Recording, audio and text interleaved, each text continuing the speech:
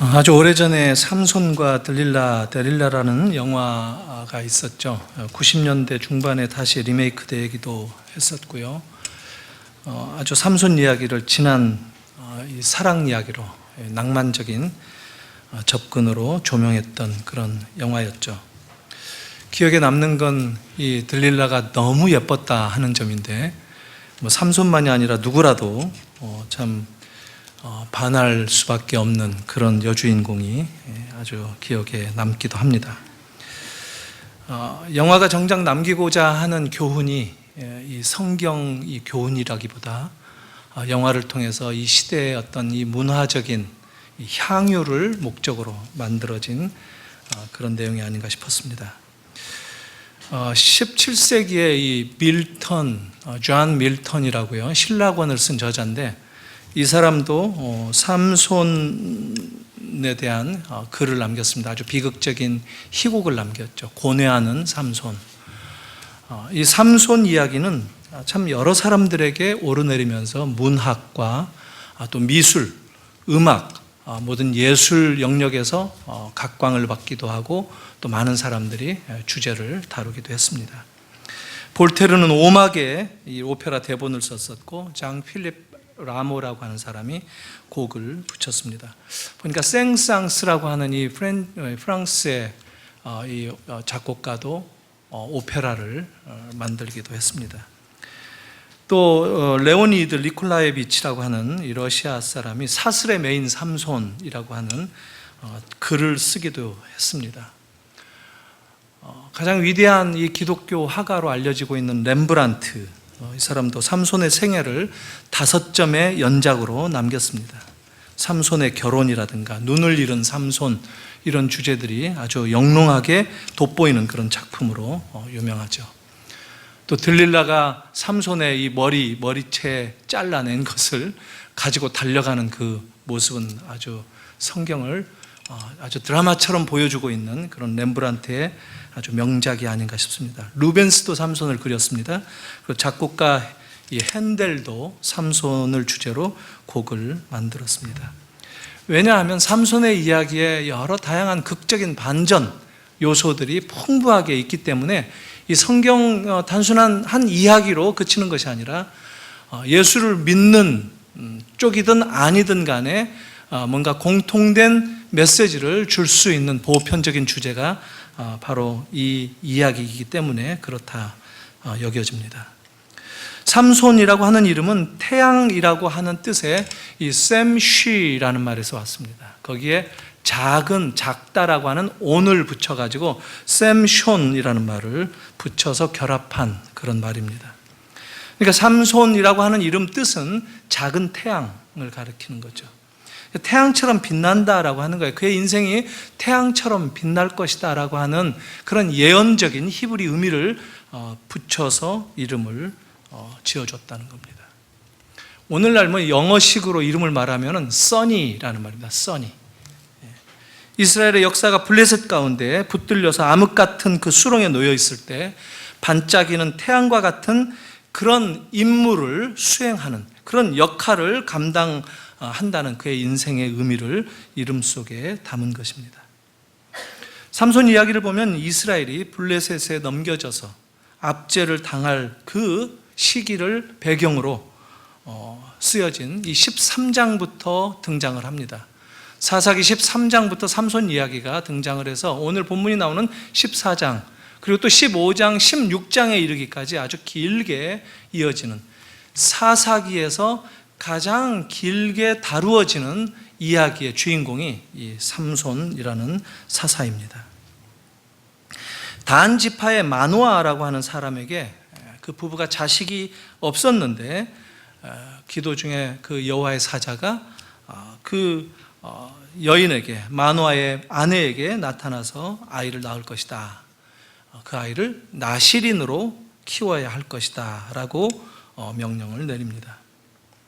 그러니까 삼손은 태어날 때부터 특별한 이야기를 가지고 태어납니다. 그러니까 출생의 기록이 굉장히 길게 나오는 주인공이라는 겁니다. 성경에서 보통 어떤 한 주인공을 등장시킬 때 족보를 많이 활용을 합니다. 아브라함을 등장시킬 때 뭐 데라로부터 시작해서 그 훨씬 이전에 셈족의 후예다라는 것을 긴 족보를 통해서 확인하면서 아브라함을 등장시키죠. 그렇지만 아브라함의 탄생 이야기는 따로 없죠.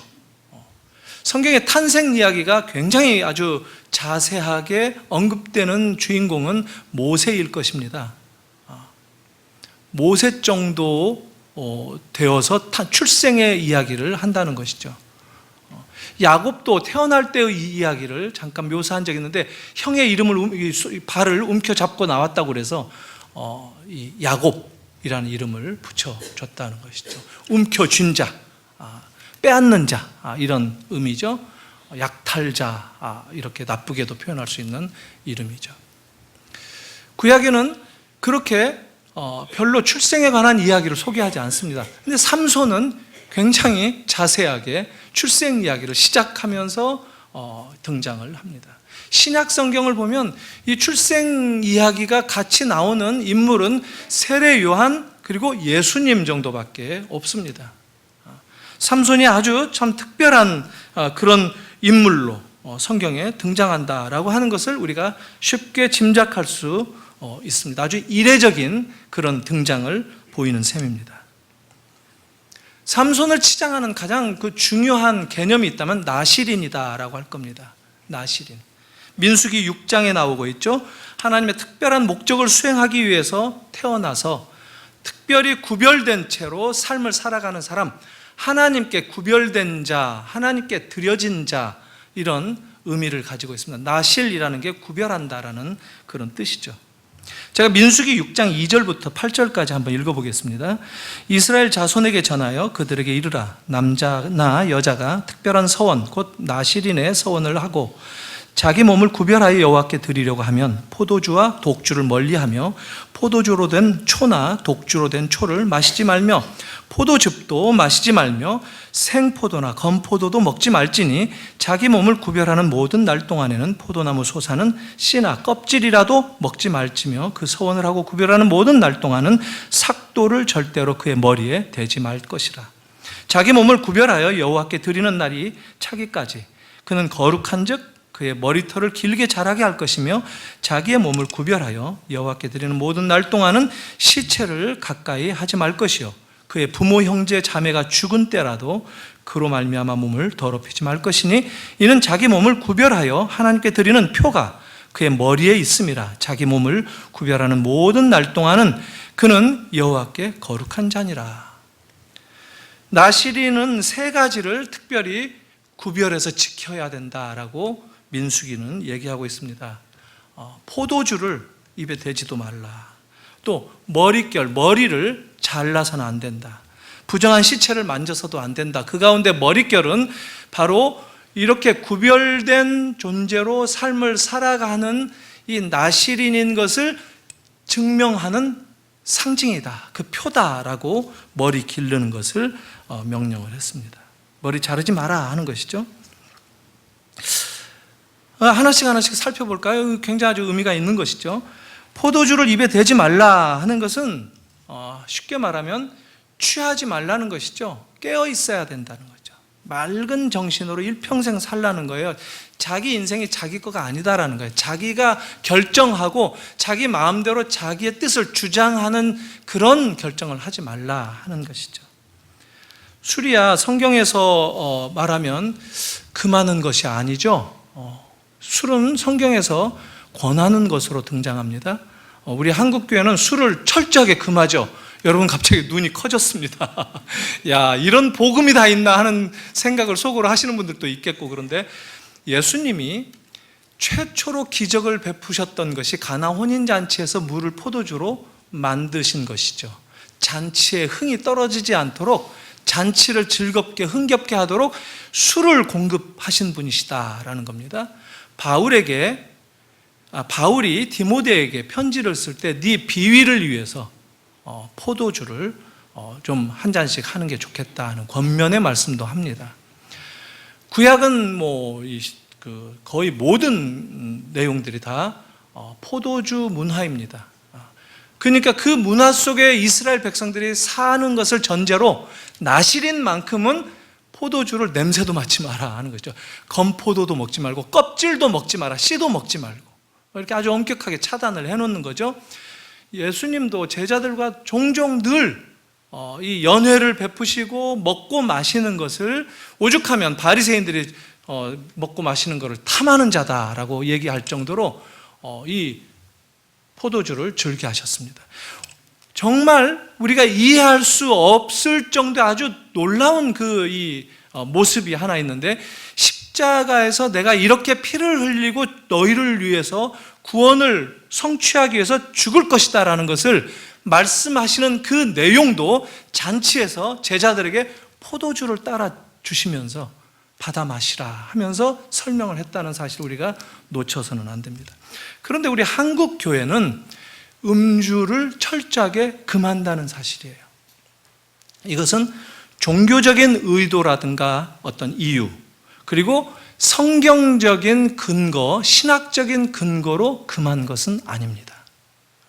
그것은 우리 한국 사회의 문화적인 형편을 잘 아는 입장에서 선교사들이 우리 한국 교회 성도들에게 이런 지침을 준 것이고, 성경적인 것은 아니라 할지라도 삶의 가이드라인을 주기 위해서 음주를 금했다라는 것을 우리가 알 필요가 있습니다. 어떠십니까? 좀 더 이제 좀 마음이 좀 편안해지셨습니까? 어떤 분들은 혹시 그러실지 몰라서 덧붙이는데, 눈에 띄면 안 됩니다. 사람들이 이게 벌이라는 거예요. 어디 가서 야 한잔 했다 말을 할 수가 없는 거, 이게 벌이라는 거예요. 골프 좋아하는 사람들이 골프 쳐가지고 홀인원을 했는데, 주일날 가가지고 홀인원을 했는데 자랑해야 되는데 자랑할 수가 없는 거예요. 주일날이라. 그래서 끙끙 앓는다는 거 아니에요? 이게 벌이에요, 이런 게. 근데 왜 이런 말씀을 드리냐면, 우리가 성경을 그대로 보는 것이 매우 중요합니다. 그래야 우리의 삶이 그거를 반영할 수 있어요. 성경에 주시는 그 말씀대로 따라갈 수가 있는 거예요. 우리는 너무 자주 성경 외적인 것에 우리의 관심을 집중할 때가 많이 있는데, 사실 그거 필요 없는 겁니다. 말씀으로 돌아가는 게 진정한 신앙이에요. 모든 시대에 말씀이 없어서 영적인 기근이 든다라고 얘기합니다. 말씀이 왜 없기는 세상에 교회가 얼마나 많고 목사들이 설교를 얼마나 많이 하고 이 TV 채널 돌리면은 이쪽 저쪽에서 다 설교하는데, 왜 말씀이 없어서 기근이라고 하느냐? 홍수 때 마치 마실 물이 없는 것처럼 하나님의 말씀에 집중하지 않는 경우가 의외로 허다한 것을 우리가 곤혹스럽지만 말씀을 드리지 않을 수가 없습니다. 술을 마시게 되면 안 하던 짓을 합니다, 사람들이. 그런 이 입장에서는 사람들이 내가 술을 마시면 좀 더 담대해졌다, 이제 두려움도 없어졌다, 이렇게 얘기를 해요. 근데 그게 아니라 자기의 판단을 아주 간단한 것조차도 자기가 만들어낼 수 없다는 거예요. 술에 의지하게 된다는 거죠. 그래서 술을 금한다라고 얘기하는 것은 절대 자제력을 잃지 말라 하는 겁니다. 셀프 컨트롤. 자기 몸을 구별해서 거룩한 몸으로 유지해야 되는데, 왜 그러느냐면 나실인으로서 부름받았고 나실인으로서 인생을 살아야 되기 때문에, 이 나실인은 자기 인생을 자기가 결정하고 사는 존재가 아니라는 거예요. 하나님의 뜻을 실현하는, 하나님의 목적에 맞는 삶을 살아야 되는 존재라는 거예요. 그런데 내가 결정하고 내가 주장하는 그런 삶을 살지 말라는 것이, 이렇게 입에도 대지도 말라 하는 구별된 내용을 지금 성경이 얘기한다는 겁니다. 두 번째는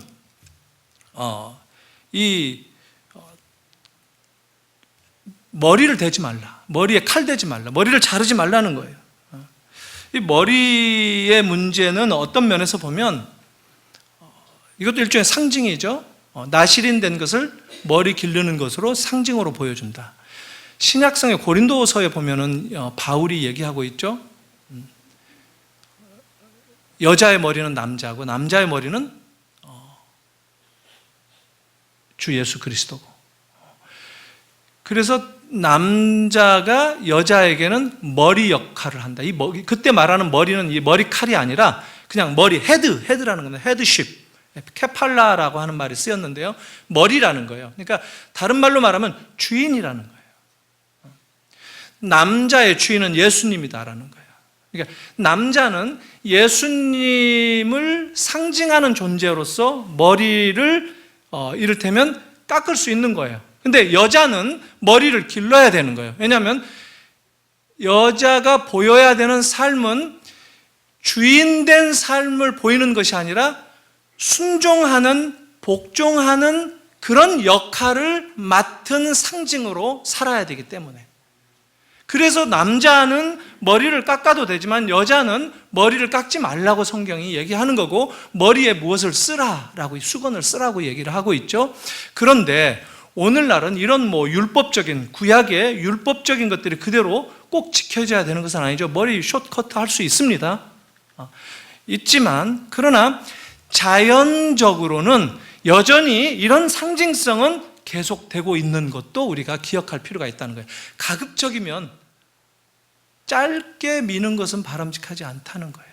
그러니까 과도하게 여자인데 빡빡머리를 민다든가 바람직하지 않다는 거죠. 여자들은 대머리 없죠. 이게 자연적인 상징이 그렇다는 겁니다. 그것처럼 지금 머리에 삭도를 대지 말라라고 얘기하는 것은, 남자인데 삼손은 자기가 복종하는 삶을 사는 상징을 이 긴 머리에 두고 있다라는 겁니다. 머리 자르지 말라는 거예요. 그는 하나님의 목적에 맞는 삶을 사는 존재다라는 거예요. 그러니까 머리를 자르지 않는 것은 그 상징성, 나는 내 주인이 있고 그분의 뜻을 따라 살아야 되는 존재라는 것을 긴 머리로 지금 드러내고 있는 그런 것이다라는 거예요. 머리를 잘라서는 안 된다는 거예요. 옛날에 옛날도 아니죠. 요즘에도 아주 멋진 신사들 나오고 하는 이런 영화들을 보면, 여자가 이거 드레스를 입고 이 남자들 있는 클럽이나 어디 바 같은데 문 열고 들어오죠. 그러면 앉아서 이 차를 마시던 술을 마시던 이 남자들이 자리에서 일어나서 여자가 들어오는 것을 인사하는 에티켓으로 모자를 벗어서 다시 쓰면서 인사를 찡긋하는 이런 장면들 여러분 보셨습니까? 이것은 서양 문화에서 아까 말씀드렸던 여자는 머리를 기르는 것이 누군가 주인이 있는 것을 상징으로 보여주는 것, 그렇기 때문에 남자가 머리를 벗는 것은 뭡니까? 내가 주인이다라는 것을 확인하는 것이 에티켓으로 자리 잡았다는 거예요. 근데 그 여자들이 의외로 이렇게 인사해 주는 걸 좋아하죠. 좋아할 필요 없는 거예요. 이것은 오히려 이런 성경적인 문화가 어떻게 보면 아름답게 세상의 어떤 문화적인 에티켓으로 역설적으로 자리 잡게 된 그런 것이다라는 것이죠. 그런 점에 있어서 나시린의 특별한 어떤 그 삶에 구별된 이 내용들, 이것을 하나님의 그 뜻을 이루는 그 목적을 이루기 위한 존재들이다라고 자기들의 삶을 규정하는 그런 존재들이었다는 거예요. 그런 삶을 살았던 사람들이 나시린이었다는 거죠. 죽은 부정한 시체를 만지지 마라 하는 거, 이것도 뭐냐면 죽음을 어떻게 볼 수 있죠? 죄의 싹슨, 사망이라고 성경이 얘기하고 있죠. 죽음은 죄의 결과되어진 현상들이다라는 거죠. 죄를 떠나서 죽음을 얘기할 수 없는 거라는 거죠. 그래서 죽음을 부정한 것으로 보는데, 심지어 부모, 형제, 자매들이 죽었다 할지라도 나시린은 만져서는 안 된다라는 것을 강하게 얘기하는 겁니다.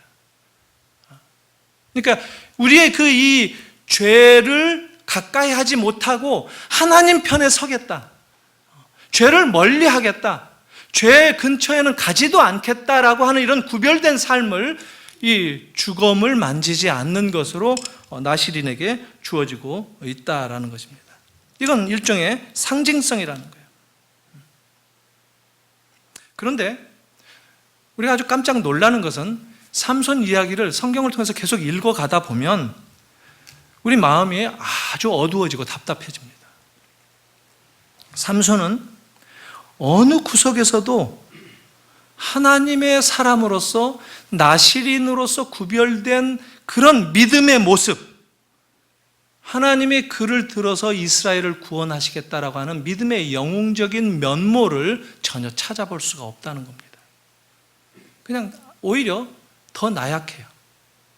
우리보다도 못한 것 같아 보일 때가 더 많다는 거예요. 그의 인생 가운데에서. 태어나면서부터 하나님의 특별한 간섭으로 태어났어요. 그래서 나실인으로 구별된 삶을 살아라고 명령을 받았는데 그렇게 성장을 하고 살아가는데 그가 보여주는 모든 삶의 내용들은 빗나간 모습, 마치 관역을 향해 달려가는 화살이 옆으로 빗나가는 것처럼 그의 인생은 길을 비켜가는 인생으로 살고 있는 모습을 우리에게 보여준다는 겁니다. 관역을 빗나간다라는 말이 이 헬라 말로는 신약 성경에 자주 나오는데 하마르티아라는 말인데 하마르티아는 죄란 말입니다. 죄. 그러니까 성경에서 말하는 죄는 관역을 빗나갔다라는 겁니다. 목적을 향해 가지 않는다라는 뜻이에요. 지금 삼손의 인생하고 딱 맞아 떨어지는 그런 모습입니다. 왜 그러느냐면 지금 하나님께서 그를 부르시고 그에게 맡겨주신 삶의 역할이 있는데, 임무가 있는데 그 임무가 무엇인지를 망각한 거예요. 자기 정체성을 지금 잃어버리고 있다는 거예요. 삼손은 지금 그렇기 때문에 내가 어떤 삶을 살아야 되는가를 모르는 채 계속 넘어지는 삶을 살고 있다는 거예요. 계속 실패하는 삶을 살고 있다는 거예요. 나실인으로 구별된 그런 부름을 받은 그 스스로가 자기의 신분이 누구인지도 깨닫지도 못하고 그것을 지키지도 못하고 지금 살아가고 있는 모습을 우리에게 여실히 보여주고 있다는 거예요. 성경이 삼손을 굉장히 높게 영웅시하고 있지 않고 오히려 그런 부름을 받았음에도 불구하고 철저하게 무너지는 그런 삶을 살고 있다는 것을 가감없이 아주 그냥 담담하게 기록하고 있는 이 성경 저자의 의도를 우리가 알 필요가 있다는 거예요. 이건 어쩌면 우리들의 삶이 그렇다는 거예요.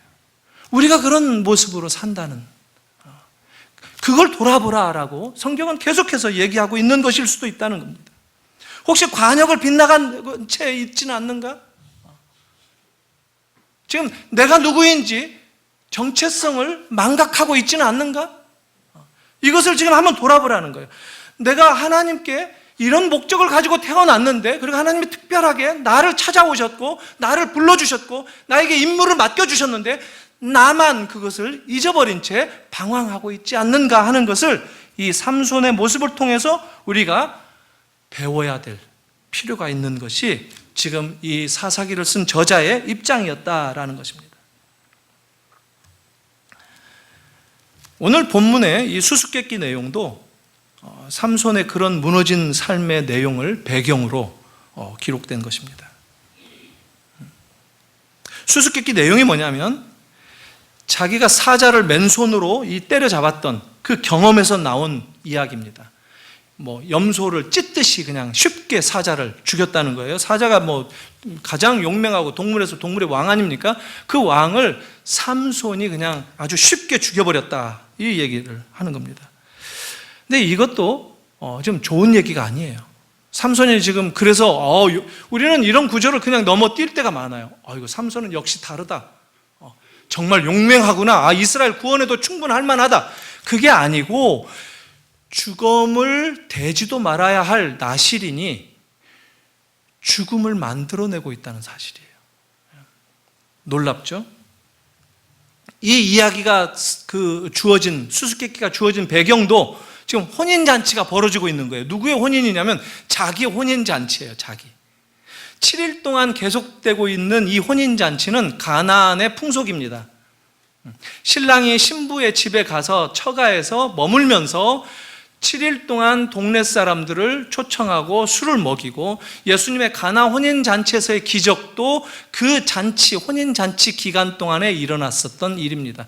흥이 꺾이면 안 되는 그런 잔치 속에서 지금 이 수수께끼를 내면서 놀고 있다는 거예요.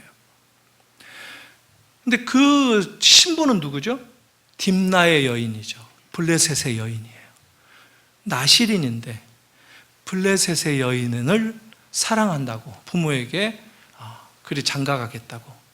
그래서 지금 혼인잔치를 열고 있는 중입니다. 돈은 많은 집안이었던 것 같아요, 이 삼손이. 왜냐하면 이 내기도 벌써 걸린 이게 규모가 크잖아요. 사람들이 이 수수께끼를 못 풀면 삼손에게 각각 30명의 청년들인데 그 30명이 하나씩 베옷을 지어주는 것으로, 삼손에게 갖다 주는 것으로. 삼손은 자기가 지게 되면 30벌을 다 해주는 것으로 이 내기를 걸었어요. 오늘날로 말하면 양복과 외투쯤 되겠죠. 그러니까 삼손이 참 거리낄 것 없이 이런 혼인 당사자로서 이렇게 나실인인 것을 까맣게 잊는 모습을 우리에게 여실히 보여주고 있다는 거예요. 자, 이게 혼인잔치인데요, 지금 포도주가 넘치지 않았겠어요? 이 혼인 당사자인 삼손은 술에 취해 있었겠어요? 그냥 그래도 나실인이니까 술은 입도 안 된다, 냄새도 안 맡겠다 이러면서 지금 앉아 있습니까? 성경은 말하지는 않아요, 그걸 직접적으로. 아마 술에 쩔어 있었을 겁니다. 쉽게 짐작할 수 있는 것이죠. 나실인의 그 어떤 모습도 우리에게 보여주지 않고 있다는 거예요. 머리만 좀 긴 거예요. 쉽게 말하면 내용은, 삶은 그렇게 살지 않는데 표는 내고 있다는 거예요. 표는. 이게 삼손의 모습이었어요. 머리만 긴 채. 오직 한 가지 규례는 철저하게 잘 붙들고 지키는데 다른 것들은 다 무너지고, 형식은 붙잡고 있는데 내용은 다 오리무중하고. 이것은 어떻게 보면 저는 우리들의 이 신앙생활의 모습을 좀 돌아봐야 되지 않겠는가, 이런 메시지를 읽을 수가 있습니다. 하나님의 목적을 이루기 위한 삶으로 구별된 삶을 상징적으로 보여야 하는 그런 입장에서 그런 것들이 다 허물어진 채, 다 망각되어지고 그런 정체성을 다 잊어버린 채로 살면서 그냥 한 가지 것 붙들고 있다고 자기는 신앙생활을 잘하고 있는 양 얘기하는 경우들이 의외로 많다는 거예요. 나는 주일 성수 하나는 안 빠진다. 나 새벽 기도만큼은 안 빠진다. 이게 나를 치장하는 신앙생활의 전부가 되는 것은 결코 아니라는 거예요. 그게 형식이라고 한다면 그 형식을 채울 내용이 중요하다는 거예요. 내용이. 하나님은 우리에게 내용을 보이라고 요구하고 계십니다. 나는 11조는 안 빠지고 잘한다. 근데 이런 것을 가지고 내 신앙생활을 잘하는 것이라고 규정하는 그런 오류에 빠지지 말라는 것이에요. 우리들은 사실 그런 것들을 의지하면서 신앙생활을 할 때가 의외로 많아요. 하나님은 우리의 내면을 보시겠다고 하십니다. 그것이 다 소용없는 게 아니라 내면이 있으면 그것들은 더 화려하게 주어진다는 거예요. 더 확실해진다는 겁니다. 근데 알맹이 없이 껍데기만 하려고 보면 껍데기도 오히려 언젠가는 초라하게 없어지고 말 것에 지나지 않는다는 것이죠. 내면이 무엇인가? 하나님을 향해 있는가? 하나님을 사랑하는 마음이 우리에게 정말 있는가? 하나님의 살라고 하시는 그 부르신 그 뜻을 망각하지 않고 하나님의 목적을 내가 향해서 내 방향 키를 유지하고 있는가? 이런 내면의 신앙을 붙잡으라고 하는 겁니다. 우리는 늘 그런 도전을 받는 거예요. 예배가 무엇입니까? 바로 그 하나님을 만나는 거예요. 그 하나님의 음성을 우리 내면에 다시 한번 담고 우리의 연약함을 다시 한번 주님 앞에 내어놓으면서 주님 다시 도와주십시오. 제 연약함 가운데 역사하셔서 주님을 향할 수 있는 이 눈길, 이 시선이 흐트러지지 않도록 힘을 공급해 주십시오라고 하는 이 고백이 우리 찬양 가운데 묻어나오는 것이고, 이게 기도 가운데 올려지는 것이고, 이게 바로 말씀, 성경을 보는 것이고, 이게 예배라는 것이에요. 그러니까 예배를 제대로 했다고 하면은 난 주일 성수했다로 그칠 수 없는 것이고, 우리의 삶이 변화되는 것을, 우리 내면이 뭔가 주님의 그 성령에 의해서 뜨거워지는 것을 경험하고 내 삶이 변화된다는 것을 확인하는 이게 있어야 된다는 거예요. 이게 있으면 모든 것을 바꿀 수 있다고 얘기합니다. 그래서 그런 얘기를 하죠. Love changes everything. 사랑은, 하나님의 사랑은 모든 것을 바꾼다. Grace changes everything. 은혜는 모든 것을 바꿀 수 있다. Gospel, 복음은 changes everything. 모든 것을 바꾼다는 거예요. 이 복음을 우리 마음 가운데, 우리 내면의 깊은 가운데 확인하라는 것이 하나님의 말씀이에요. 하나님은 늘 우리에게 그걸 기대하시겠다는 거예요. 늘 그렇게 찾아오시는 거예요. 늘 우리를 그렇게 도전하시는 거예요. 지금 삼손이 우리에게 보여주는 것은 그런 내면이 없어요. 삶의 내용은 없는 채 머리만 길 뿐이에요. 그리고 자기의 능력이 그 머리카락에서 나온다고 붙들고 있는, 그렇게 살아가는 모습을 보이고 있다는 거예요. 그런데 한 가지 참 이건 우리가 그래서 참 감사한 건데, 이게 은혜인데, 그럼에도 불구하고 하나님은 그런 삼손을 사용하신다는 사실입니다. 하나님이 그런 삼손에게 안갚음하시는 게 아니라 그런 삼손을 여전히 사랑하시고 여전히 당신의 목적으로 부르셨던 것을 스스로 기억하시고 그 약속을 지키시기 위해서 삼손을 찾아가신다는 겁니다. 그래서 삼손에게 필요할 때 여호와의 영이 부어지는 것입니다. 힘은 어디에서 오는가? 여호와의 영에서 나온다는 거예요. 우리에게 있어서 모든 능력은 하나님에게서 오는 것이지 머리카락에서 오지 않는다는 거예요. 삼손은 그걸 얘기하고 있습니다. 13장 마지막 25절에 보니까 여호와의 영이 그를 움직이기 시작하셨더라라는 표현이 나옵니다. 이게 삼손 이야기 가운데서 간간히 마치 이 후렴처럼 등장하는 어구입니다. 14장 6절 오늘 본문 몇 절 앞에서도 여호와의 영이 삼손에게 강하게 임한다는 말이 나옵니다. 그리고 14장 오늘 말씀 한참 이후에 19절에서도 여호와의 영이 삼손에게 갑자기 임하심에라고 나옵니다. 망가진 나실인의 삶의 모습을 보이고 있는 삼손이라고 할지라도 하나님은 그에게 새 힘을 주신다는 거예요. 이게 은혜 아닙니까? 하나님은 그를 사용하신다는 거예요. 그리고 오늘 우리에게 또 이 말씀들을 반복적으로 보여주시는 것은 우리에게 이걸 보라는 거예요. 이 하나님을 보라는 겁니다. 그리고 이 하나님을 붙잡으라는 겁니다. 그리고 이 하나님을 기대하라는 겁니다. 이 하나님을 만나라는 거예요. 힘의 원천은 인간 영웅에 있지 않고 하나님에게 있다는 겁니다. 인간의 그 연약한 조건에도 불구하고 하나님은 당신의 목적을 반드시 이루어 가시는 분이시다라는 거예요. 이걸 보라는 거예요. 이게 오늘 우리에게 있어서도 현실입니다. 여러분 혹시 넘어져 계십니까? 어려움 가운데 나는 아무 힘이 없다고, 나는 다 뺏겼다고, 아무것도 가진 게 없다고 주지 않는 분이 계십니까? 하나님의 새로운 영을 기대하십시오. 하나님은 여러분들을 여전히 사랑하시고 당신의 목적 가운데 여러분들을 부르신 그 부르심을 잊지 않고 그 약속을 반드시 이루시는 분인 것을 믿으셔야 됩니다. 삼손은 그런 가운데서 수수께끼를 던졌어요. 딥나 여인을 사랑한다고, 이 블레셋 여인이죠. 결혼을 하고 또 부모가 반대도 했어요. 근데 자식이 이기는 부모 있습니까? 결혼했어요. 혼인잔치가 무르익을 무렵에 잔치에 놀러와서 흥을 돋궈주는 그 블레셋 청년 30명하고 내기를 걸었어요. 내기 수수께끼를 던졌습니다. 7일 안에 문제를 맞추면 배옷 한 벌씩 30명에게 주겠다.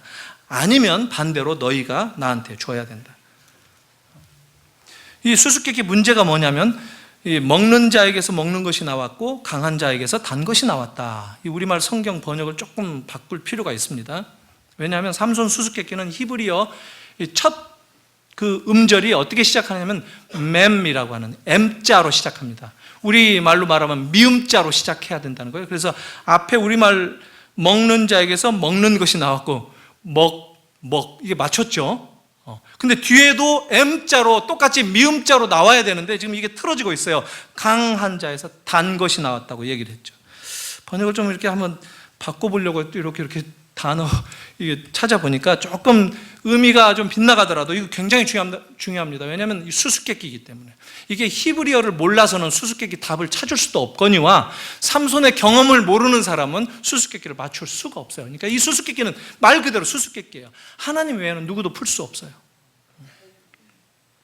그래서 우리말을 보니까 먹는 자에게서 먹는 것이 나오고 막강한 자에게서 맛있는 것이 나왔다. 이러면 좀 되는 것 같아요. 이 먹는 자가 누구죠? 그리고 강한 자? 이게 막강한 자? 사자였죠, 사자. 근데 사자를 자기가 죽였어요. 근데 그 사자가 먹는 자였는데 오히려 먹는 것을, 꿀을 지금 만들어내고 있다는 거죠. 벌이 그 사자의 지금 그 꿀통으로 만들어 놨다는 거죠. 그러니까 또 뒤에서도 마찬가지죠. 먹는 자가 먹는 것을, 강한 자, 막강한 자가 맛있는 꿀을 만들었다. 이게 이렇게 맞춰서 해야 맞출 수 있는 그 답을 찾는 것이 이제 그 삼손이 낸 수수께끼에 맞는 답인데, 이게 참 알쏭달쏭하다는 거죠. 불어로 알쏭달쏭 뜻이 뭔지 아시죠? 아리까리한 거, 애매모호한, 독일어로는 애매모호하다고 그러죠. 저도 우리 한국말은 없나요? 이게 다 한국말이에요, 보니까. 이게 이제 이해가 안 된다는 거죠. 이런 수수께끼, 이 답을 찾을 수가 없는 거예요. 이 문제를 도대체 누가 풀 수 있겠습니까? 답이 뭐죠?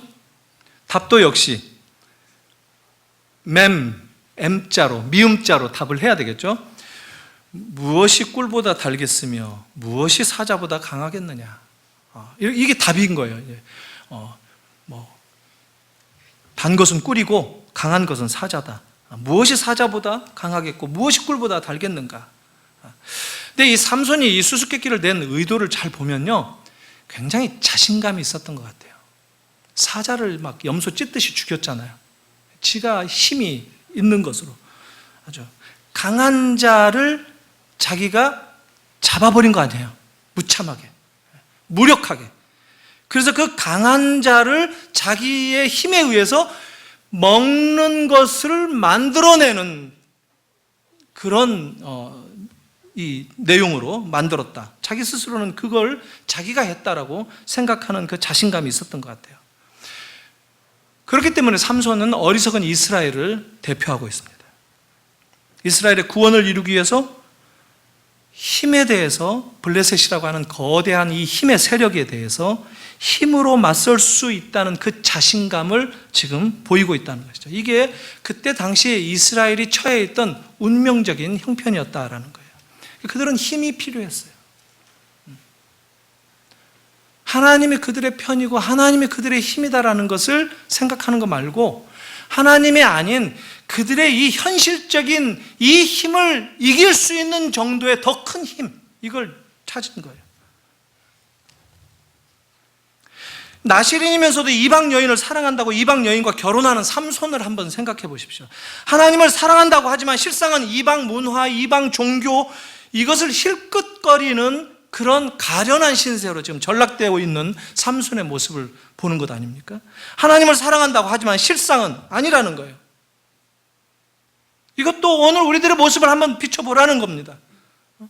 어쩌면 오늘 우리들의 모습도 이런 모습은 없는가? 하나님을 의지한다고 사는데, 하나님을 사랑한다고 사는데, 사실 나는 그 하나님 말고 다른 것 의지하는 거 없는가? 돌아보라는 거예요.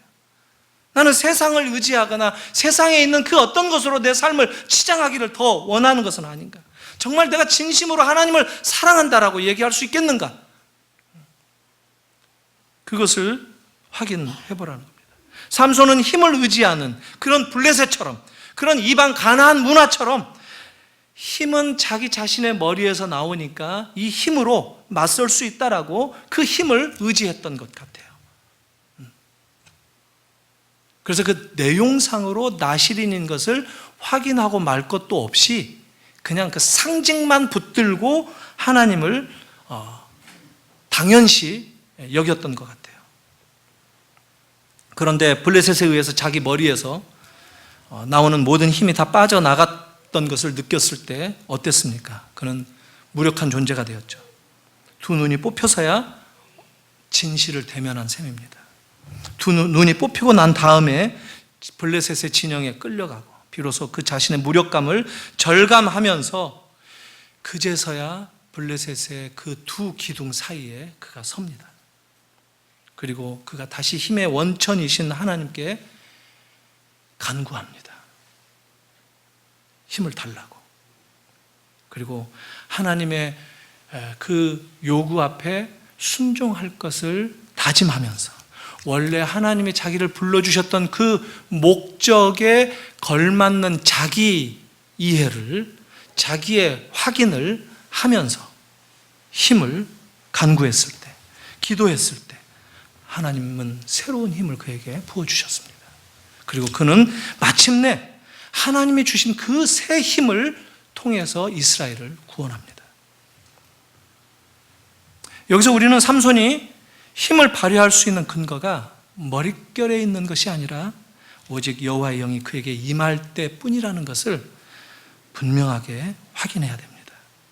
그가 어리석은 과거를 뒤로 하고 이제 비로소 하나님께 기도하면서, 비록 자기는 지금 블레셋 진영에 끌려와서 처참한 상황 가운데 놓여 있을지라도 겸손히 하나님께 도움을 요청했을 때 드디어 다시 하나님의 영이 그를 도와주셨다는 겁니다.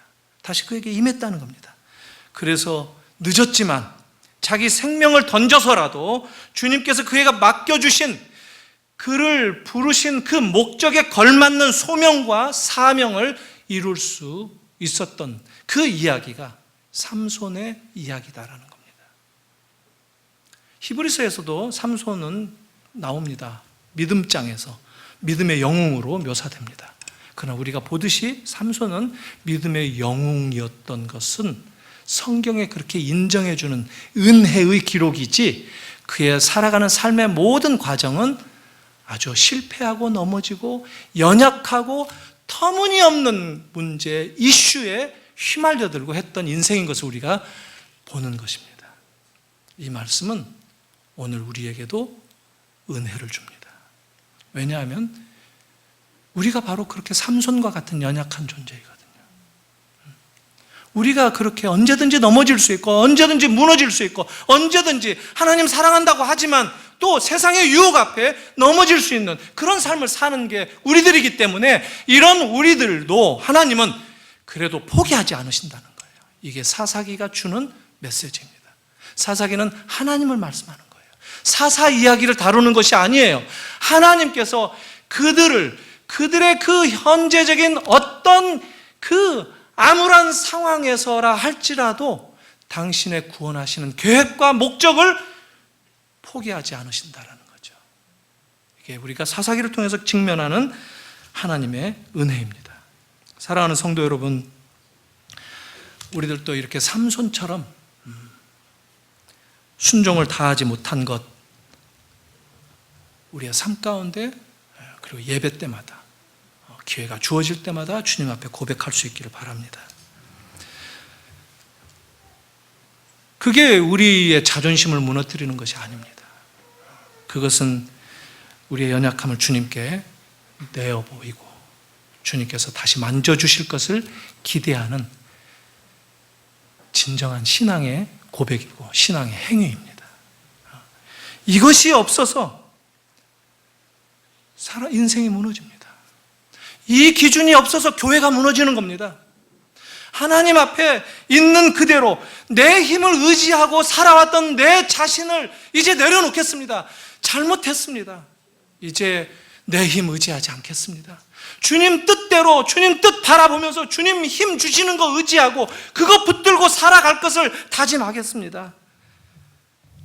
내가 이제까지는 내가 지키고 내가 자신하게 여겼던 그 종교적인 어떤 한 가지 것을 이제 그것을 내세우기보다, 그것을 자랑하면서 내가 신앙생활 잘했다라고 얘기하기보다 주님이 나에게 무엇을 원하시는가, 주님이 나에게 어떤 목적을 가지고 계시는가를 내가 찾겠습니다. 내가 깨닫겠습니다. 그리고 그 자리를 향해서 방향을 바로 잡겠습니다. 이런 고백이 나오기를 주님의 이름으로 축원합니다.